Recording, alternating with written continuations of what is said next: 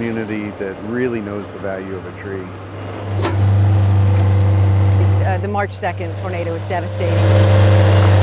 The village of Moscow took a big hit with a tornado, lost hundreds of 80 to 100-foot trees.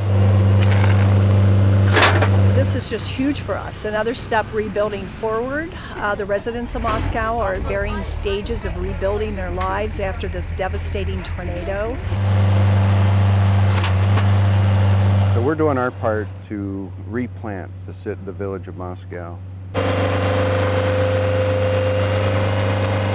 This will make a huge difference. You know, if you have a community where you have about 400 trees, a tornado comes through, and now you're looking at actually replanting those trees. Duke Energy provided a grant to purchase some trees.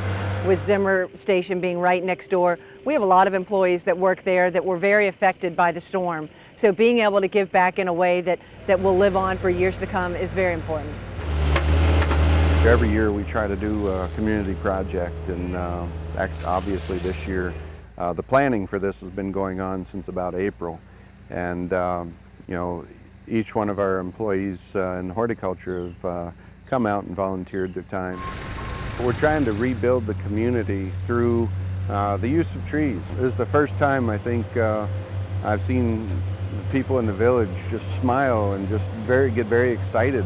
And really what was important to them was bringing back the greenery, not only for aesthetics, but it also helps, you know, just from a noise standpoint. The power plant next door is a big structure. So we worked with them very closely. They reached out to the zoo's director of horticulture, Steve, and we've been doing great work with them in purchasing the trees. We were able to donate $10,000 towards the purchasing of over 160 trees. So being able to get trees of this size and utilizing the zoo's resources has been phenomenal for us. We start out with the largest shade trees. Then there's also a lot of places here where you have to plant smaller trees that go under wires.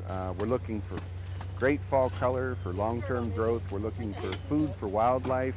You know, the oaks with the acorns. We have persimmon planted, and there's just a wide variety of trees being planted here. Some of the volunteers, when they were showing up and seeing how tall some of them were, they were like, we're planting those. So we jump-started this process, and we actually have 2 and 3 inch, which would be of the equivalent of 10-foot trees going in the ground.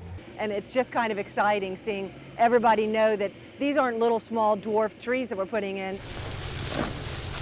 It's going to really help the village and the aesthetic look and bring it back to a thriving look. It's looked different from the day yesterday when we started planting them.